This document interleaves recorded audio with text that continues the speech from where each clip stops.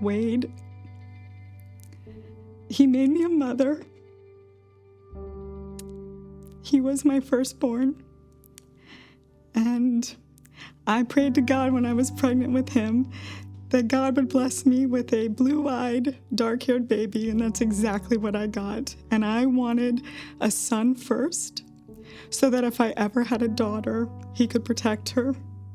And that's exactly what I was given. And my beautiful son came into this world fighting for his life. When I was in labor with Wade, I began hemorrhaging. I work in OBGYN, and I knew that that was not good. And my placenta had abrupted, so it tore off the uterine wall. And when he came out, they had to resuscitate him. 19 years later, I never thought that my son would leave this world having to be resuscitated, and then he would stop breathing. It is the worst nightmare that a mother could ever experience. And my son was killed by fentanyl poisoning.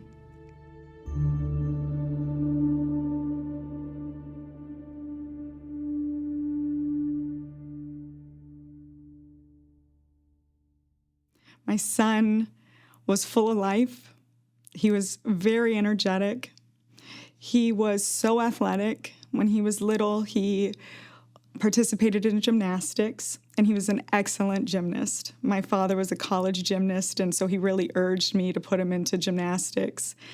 And he had just this natural ability to flip, and he was so adventurous. And actually, when he was in elementary school, he won the entire state of Florida on the pommel horse and the mushroom because he was so good at it. Everything came easy to Wade. Wade, when he was in middle school, he was in, is it called choir? Chorus. He was in chorus, and he used to love to sing. And when I saw my brother doing it, I wanted to too.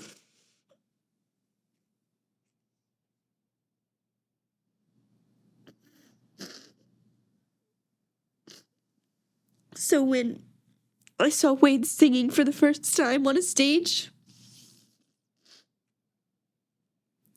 I looked up to him.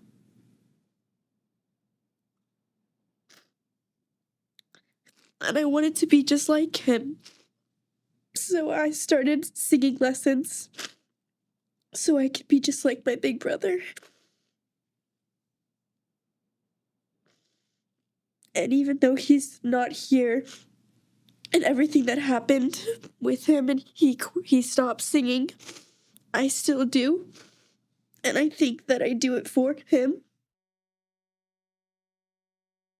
He was so musically talented. He always won the music awards, and he could pick up a guitar and teach himself how to play without even anyone teaching him how to do it. He just had this natural ability. It was like in a Rubik's Cube. My son could solve a Rubik's Cube in, I swear, under 10 seconds flat. And it's not even something that I would even know how to do. It's just something that that's just the way that his brain functioned. And he had so many talents, and he laughed, and he made us laugh. And it was an honor to be his mother.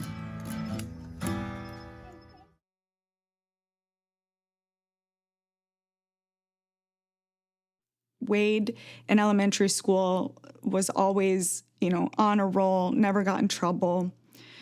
Starting in middle school, whether that it was he got bored, he would fidget a lot, he had a lot of energy, and maybe he just wasn't being challenged in the right direction because he was an extremely intelligent young kid. The school, started labeling and wanted me to take him for testing, that they thought that maybe he was ADHD. And so I went through the process with a psychologist, did all the testing, and they did indeed diagnose Wade with ADHD. And I, at the time, was anti-medication. It was unknown to me. I wasn't sure about it, and it was something that I was extremely hesitant about. And Wade's summer, going from 8th grade to 9th grade, we had a horrific family loss. And unbeknownst to me, Wade began smoking marijuana. And his teachers recognized that something was going on. He participated in ROTC in high school. He was on the high school wrestling team. And they all started to see this kind of change in Wade's behavior, that he wasn't the same kid. And he was acting, he would get kind of angry at times, or he would show signs of depression. And I knew at that point that something, really, he needed help. I didn't like seeing him how he was. And sometimes I would just choose to ignore it. Like, he used to get in fights with my mom about it. And I would just go and lock myself in my room because I didn't want to think that he was doing bad things. We did a lot of therapy, psychiatrists, psychologists. I finally gave in on the medicine, and it was really difficult for Wade. Wade struggled with self-image. Now, me being his mother, I thought he was the most beautiful kid in the entire world. But Wade, as a freshman in high school, was 86 pounds. He had braces. He was extremely tiny and did not think highly of himself. And on the ADHD meds, it really suppressed his appetite, and he lost weight. And that became even more detrimental to how he was feeling. And so I made the decision to pull him out of the high school that he went because he was not doing the things that he needed to do, and he was making bad choices. And we put him at an all-boys wilderness school. It was Christian-based, and he did amazing. He flourished there. It was kind of like taking him out of the pressures that he was facing in society, and he really could be himself, and he excelled. I mean, he would fish and he would carve wood, and he made straight A's, and I saw that light again in my son, and he was so happy, and he was doing so good, and everyone in our family saw it, and Wade was back. He graduated from that program in 15 months. It was supposed to be 18 months, and he came home. And I put him at a small private Christian school. And slowly, I started seeing the signs again. And it started with marijuana. And unfortunately, at that time, my son, at 15 years old, experienced a very traumatic event that he suffered great pain and began coping with pills. And talk therapy wasn't helping. Counseling wasn't helping. They had him on many psychiatric medicines, antidepressants, SSRIs, and his anxiety got so bad, he was diagnosed with major depressive disorder, PTSD, and anxiety. They prescribed Xanax. And my son became highly addicted to Xanax. And it really changed who he was.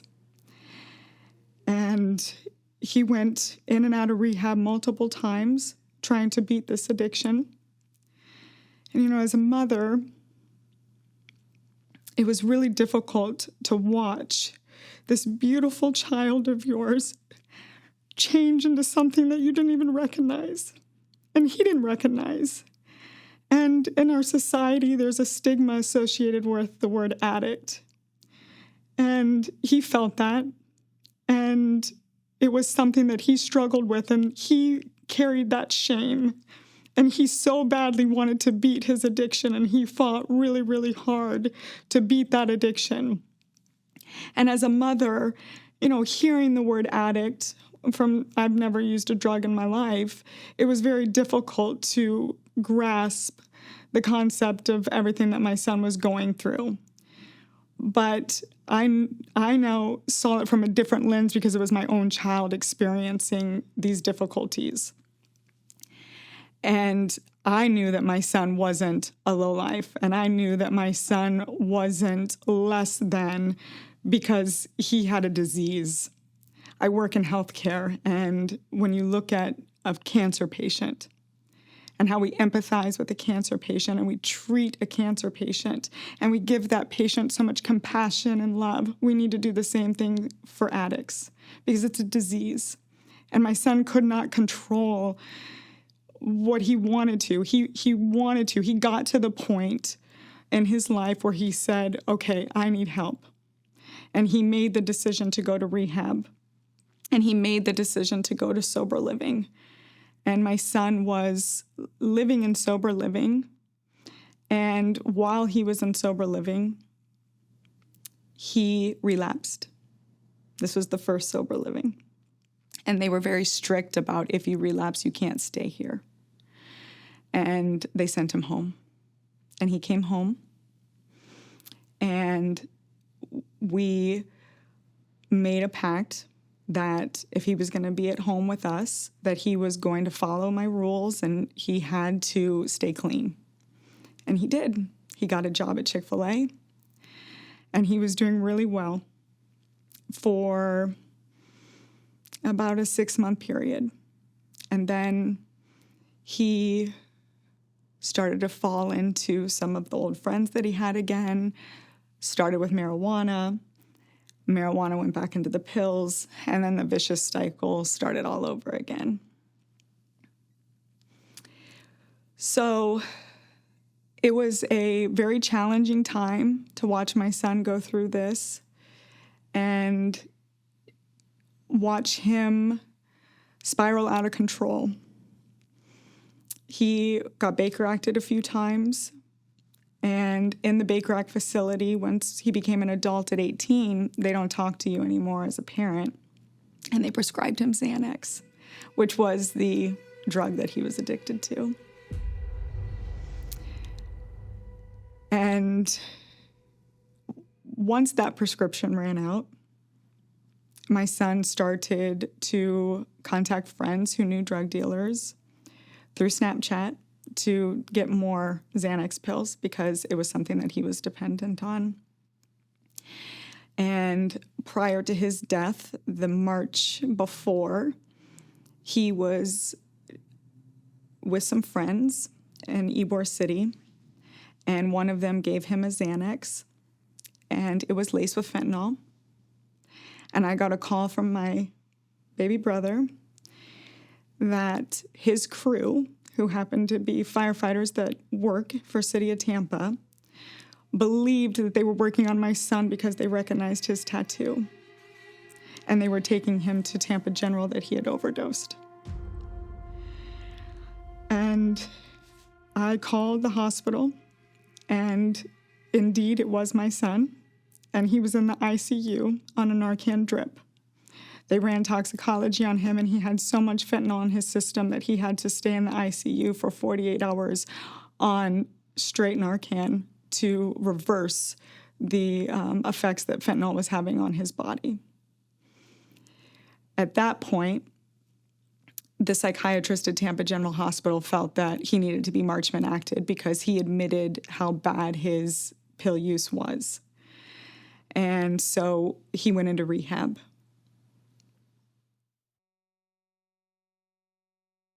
A Marchman Act is when a physician deems that a person in the state of Florida has a substance abuse disorder that they put themselves at risk using, that they actually take away their right and they put them into rehab.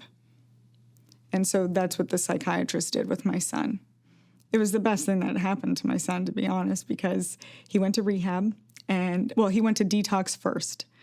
And while he was in detox, then we figured out a rehab that he was going to go to. And then at that point, he became very willing. And it woke him up that I want to live. I don't want to live the way that I'm living. And I want to change. And this was my first time ever hearing of fentanyl in a illicit capacity. I've worked in a hospital, and I knew that they had used fentanyl, in an OR and those things, but I had never heard of it in an illicit fashion before. And at that point, Also, I really, truly didn't understand it, and I didn't do research on it. I just knew that they saved my son, they gave him Narcan, and now he's in rehab. And so we're moving forward in that direction. And looking back now, I wish I would have done more research because I was still so naive to fentanyl. And I truly didn't know how many people die every single day because of fentanyl. So while my son was in rehab, you get, and his mind is now clear, and this is the first time that he is actually willing to talk about the trauma that happened to him. And he's feeling like, I can do this, Mom. Like, I can have my life back. And he finished out rehab. He contacted on his own the Sober Living Resilience Recovery in West Palm Beach that he had been at before where he relapsed. And he asked for forgiveness. And he said that, I know I'm not ready to go home, but I want to come back and I want a second chance. Will you all take me back? And they said yes. And it was a beautiful thing to see. And my son did that all on his own. You know, he said, Mom, I want to do this by myself. I don't want you to do it for me. And they took him back. And it was great to see. And so he was at Resilience Recovery for 3 months. He was volunteering at a church. He was clean. He was happy. My children got to have their brother back. I have a daughter and 2 other sons that love their brother so much. And really it was a gift from God that we got those 3 months with Wade, that we were able to have that time to see his happiness and all of our happiness. One of the criteria for him living at Sober Living is that he had to acquire a job. And Wade was struggling with finding a job that would work with the clinical hours. And so what I mean by that is from 9 to 12 every day, the young men that he lived with in Sober Living had to attend clinicals. And they felt it was extremely important because this is where they did therapy, they did their health checks, all sorts of different things that their sobriety depended on. And they could not miss clinicals. And Wade was struggling to find a job that would work with his schedule. A couple times he got let down. He got dressed up one day and he FaceTimed me and he was so excited. He was in these nice pants and a dress shirt and he was so proud of himself. And he shows up at the interview and they said, oh man, we're so sorry. We already hired somebody. We forgot to call you. And for someone who struggles with addiction and who's trying to turn their life around, he couldn't handle that. It wasn't like, if someone told me something that was upsetting, I have coping mechanisms where I could be like, okay, I totally understand. It was like his entire world came crashing down on him. And he called me, very distraught, and was like, Mom, they're going to kick me out of here. Immediately his brain goes to, he's not going to be able to get the job by the deadline. They're not going to let me stay. Now, I knew in my heart that they were going to work with him. They're the most phenomenal people I've ever met in my life. But Wade couldn't separate himself from that. And my son made a very bad decision to leave for a weekend to go see his girlfriend back here. He got on a train, and that Wednesday, he met up with an old friend that he would hang out with to get pills. And my son calls me and tells me that he relapsed, that he left Sober Living at 1 o'clock in the morning. And I begged him to tell me where he was, and he wouldn't tell me because I wanted to pick him up and take him to detox. And he refused. And so I'm calling Sober Living. They don't know where he is. He wouldn't tell any of us. That Thursday, August 11th, 2023, I happened to be in Wesley Chapel, which I don't even live there, but that's where his girlfriend's family lives. I get a phone call from his girlfriend's mother that my son is being put in the back of an ambulance, that she had just performed CPR on him for 10 minutes. He was not breathing. They had to intubate him and to get to the hospital as fast as they could. I got there before the ambulance did because I happened to be so close to the hospital. So when I got to the hospital, I gave them my name, and they said that he was still en route and that they would let me know as soon as they knew something. And at that point, I had called my older sister, Christine, and she showed up at the hospital with me, and we probably were in the waiting room for a good, 30 to 40 minutes before someone came out and talked to us. And they said that they were, getting him situated, and eventually they'd let us go back and talk to him. And Wade's girlfriend, Brooke, also showed up at the hospital, and we went back there probably about 45 minutes. So at that point, I didn't know how long it had been that he wasn't there yet, but I waited probably about 45 minutes. When I got back there, my son was clearly not in the right frame of mind. He was not making sense, a little bit incoherent, pupils dilated, very agitated, trying to rip the IV out of his arm. And nobody was attending to him. He didn't have a pulse oximeter on. I believe he had EKG leads on, but they weren't being monitored. And he did successfully rip the IV out of his arm, and blood was everywhere. And the nurse walks in, and I said, can you help me with this? And he kind of just stood there. And so I grabbed a box of Kleenex, and I work in the medical field, held pressure on my son's arm, and I'm trying to communicate with him, and he's not making sense. So when the ER physician came in, I asked her if she did a toxicology. What I was told was that my son took a Xanax and went unconscious. And they performed CPR on him. They gave him Narcan twice en route to the hospital. And then this was the state that I'm seeing him in. And she said, no, we did a liver panel, and basically, you guys are going to have to figure out something to do with him. We're going to medically discharge him. And I was like, what? And this is so not the other experiences that I've had with my son. The one experience that I had when he overdosed at Tampa General, and he had been Baker acted a few times from other types of drugs that he had used. And she said, we just need to take him to detox. So immediately I just didn't feel like something was sitting right in my stomach, and he clearly wasn't okay. So I called Sober Living where he was at. And I explained to them, they just want me to take him to detox. And they wanted me to take him to their detox because he was still in their program, but it was 3 hours away. And I start making phone calls to their detox, and they are kind of telling me they don't feel like he's in a state that he could come here. And I'm extremely emotional at this point because my son was doing so well. I was so upset that he relapsed. I was so upset that I thought I was going to lose him. I sat in that emergency room thinking that he was going to be dead when I went back there. And you just don't think right at that point. You're too emotional. My son started profusely vomiting, and long story short, they just wanted us out of there. And I think it's very important that my son's story be told, because no emergency room in the United States should ever treat someone with substandard care. I don't care if you're an addict. I don't care if you are a pregnant patient in labor.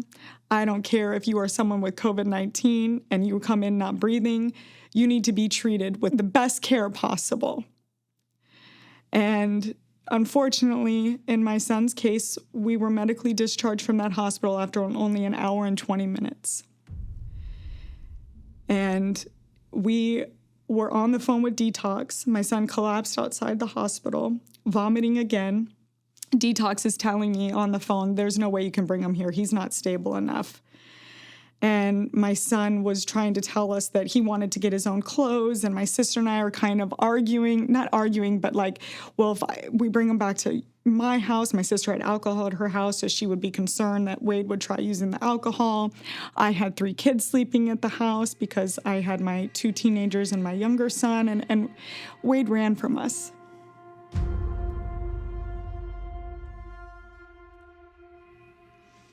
And and we couldn't find him. So I called the non-emergent police line, and I let them know what had happened. And I drove around, and my sister drove around. And then at 2:00 in the morning, I knew I had to get home to my other children. It was the hardest thing as a mother. But my son had always come back. So I knew he was going to come back. I knew it, without a doubt. 3 days prior, he left me a voicemail that he promised me he was going to come back. And he promised me he wanted a life, and he was going to stay clean, and he was going to have a trade, and he was going to do all the things that he needed to do. So I knew that my son was going to come back. Mom, I just wanted to say I'm sorry for yelling and cussing at you. I'm sorry. I'm going through a lot, and I just don't think you understand the extent of what I'm going through, because you're not an addict, and everything is hard for me, and me telling you that was hard for me. I love you so much, Mom, and I'm sorry for everything that I've done, okay? I am trying so hard at this rehab. I am trying so hard. This is the first time I voluntarily went to a rehab, okay? This is the first time I'm talking to my therapist. This is the first time I'm putting effort into groups and listening to people. I just need you to be on my side, okay? I really need you on my side. I love you so much, Mom. I love you. I plan to go to 90 meetings in 90 days, because that's what, like an AA meeting, 90 and 90 is a thing in Alcoholics Anonymous when you're first starting. I plan to go to the IOP on 54 after this. I plan to get a job and go into a trade. I want a life. I don't like how I was living, okay? I don't at all. So please, I just need you to be there for me. Please, Mom, I'm hurting so bad. Please, and I know you're hurting too. I know, and I'm going to get better, I promise you. Just please, I need you. I need you right now to just be supportive, okay? I love you so much, Mom. Bye.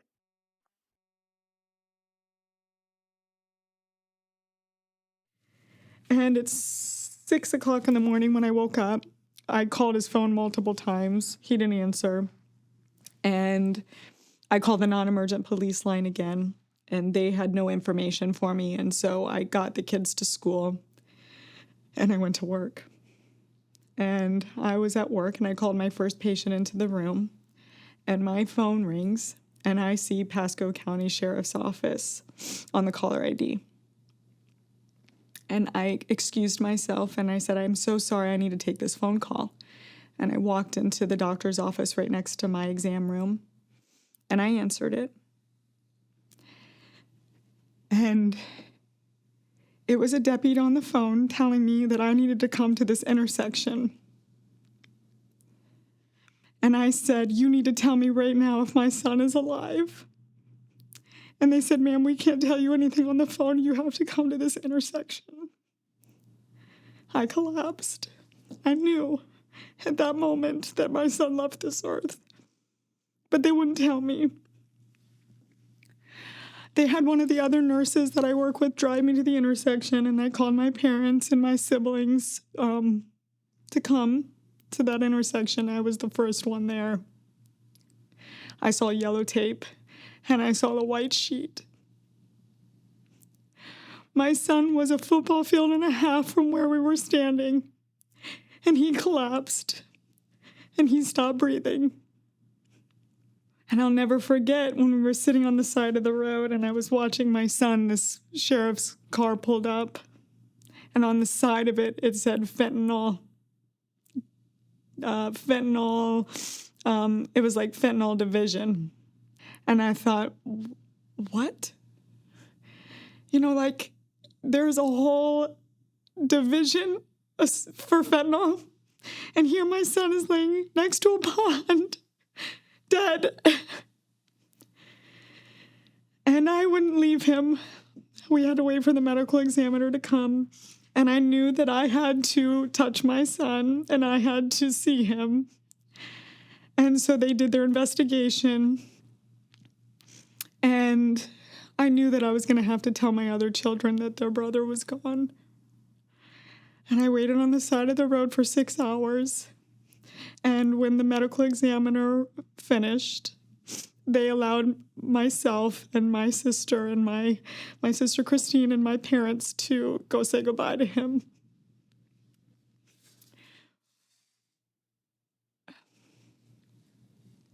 No parent should ever have to see their child in a body bag. And my son was blue, and he had blood coming from his eyes. And he still had the EKG leads on his body. And his death could have been prevented.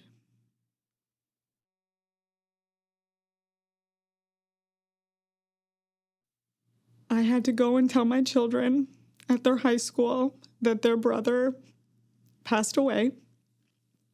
And at that point, I still didn't know why. I didn't know it was fentanyl. My son thought he bought a Xanax. So it was the investigative things that started happening after his death that I realized the full picture of what had happened. And my son, I think it's important to note I'm wearing a butterfly shirt today. That's for him. He loved butterflies. And in his journey with his addiction, he asked me when he turned 18 years old if he could get a tattoo. And he wanted it to be a butterfly on his chest. After he was resuscitated from the first overdose, he had a burn from the paddles, and he wanted to cover it with a butterfly. And he believed in the transformation that a butterfly makes from caterpillar to something so beautiful. And he was going to make that transformation.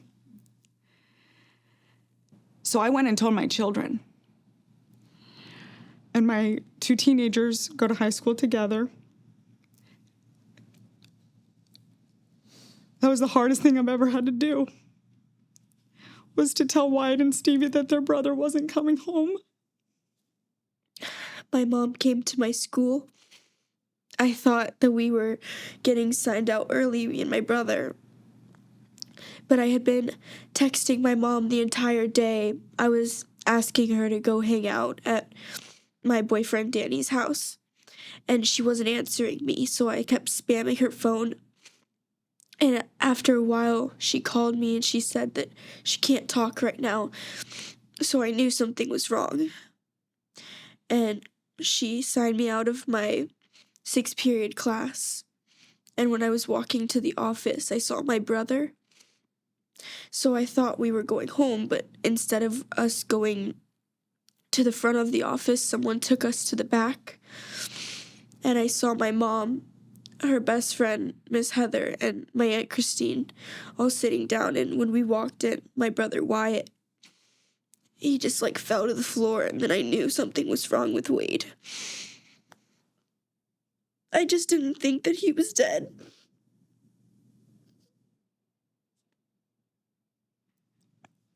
And then I had to get little Daniel, his baby brother, who's 8. The last words my son said to me was, "Mom, tell Daniel I love him." And I had to look at that little baby and tell him that his big brother that he loved so much wasn't coming home. And then you have to start planning a funeral. And I knew I was releasing butterflies at that funeral in honor of my son, and we did. It was the most beautiful thing I've ever seen. We actually, so many people attended the funeral, we didn't have enough butterflies. It was a beautiful day, and we released a ton of butterflies, and it was perfect. But my best friend happens to be an anesthesiologist, and she asked me if I had obtained the medical records from the hospital because she wanted to know what they did.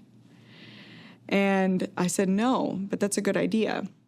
And then a psychiatrist suggested to me that he felt like things weren't done appropriately in the emergency room and that I should think about contacting ACA, which I'd never heard of ACA before. which it's the Agency of Healthcare Administration in the state of Florida. So my best friend and I go to the hospital that Monday after his funeral, and I ask for his medical records, and I get them. And we go home, and she starts looking at them. And she's like, Megan, they didn't even do continuous monitoring on him. They didn't monitor his oxygen. He just overdosed, and you don't know with what. Now, I'm assuming it's fentanyl, but I didn't have the toxicology report. And I'm assuming that because the police are thinking that because if the car is pulling up with a fentanyl sticker along the side, I'm thinking that's what they're thinking too. So I file a complaint with the Agency of Healthcare Administration. My son died on August 11th. August 25th, they went in and they did an investigation. And they pulled cameras, and they pulled charts on 20 other patients. And then I had to wait. And they came back with their investigative report and said, Megan, unfortunately, we're not going to be able to give you these results because our findings are so significant that we're going to forward it to the federal government, CMS. Well, CMS is run by Medicaid. And every hospital in the emergency room has to have that CMS approval so that Medicaid pays them. And they also said that we are going to refer this on to the Florida Department of Health because we want the doctor investigated. And we're going to attach you to it.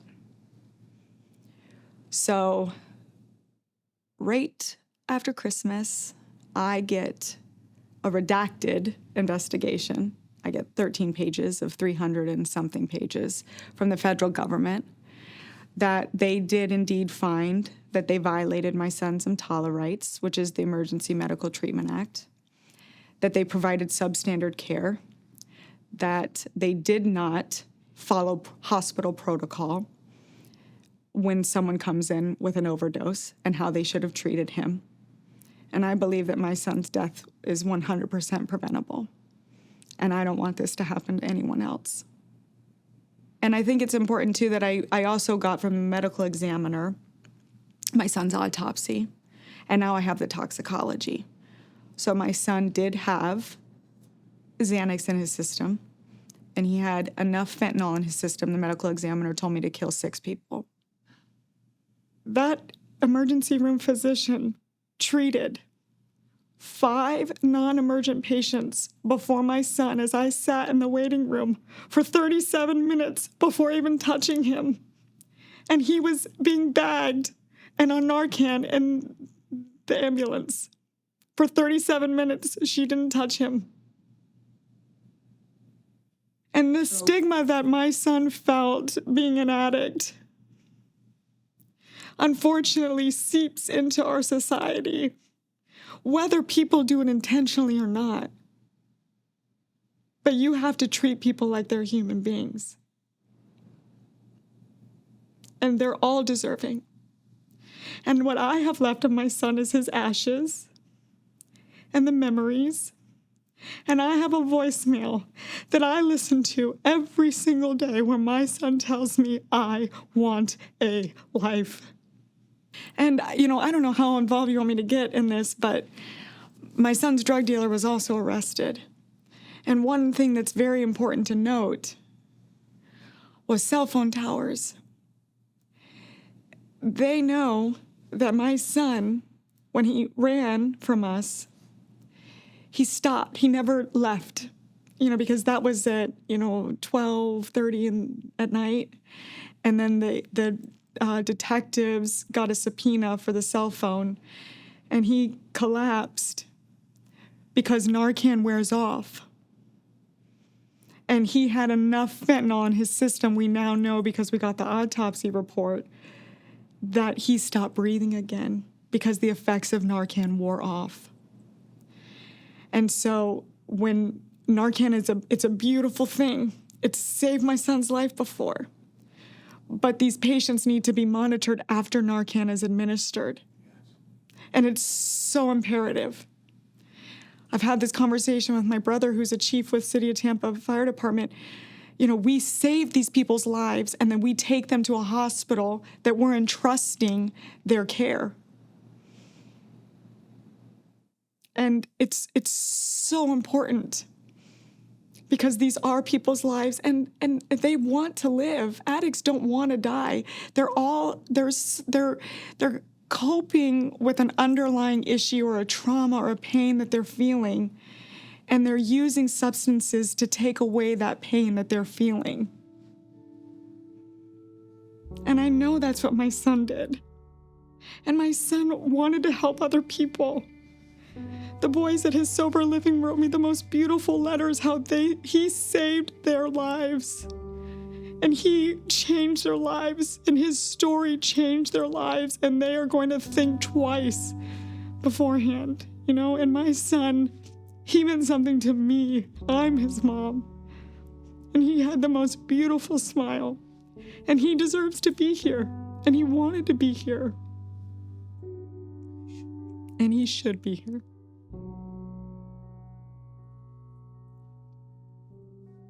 But the biggest thing is to never say it can't happen to me. As I sit in this chair right now, I would have never in a million years thought that I would have had a son that was an addict. It was never going to happen to me. And I was wrong. And I have to live with that every single day. And if this can help save someone else's life, or if we can gain a little compassion from it, then it's worth it. My son meant something.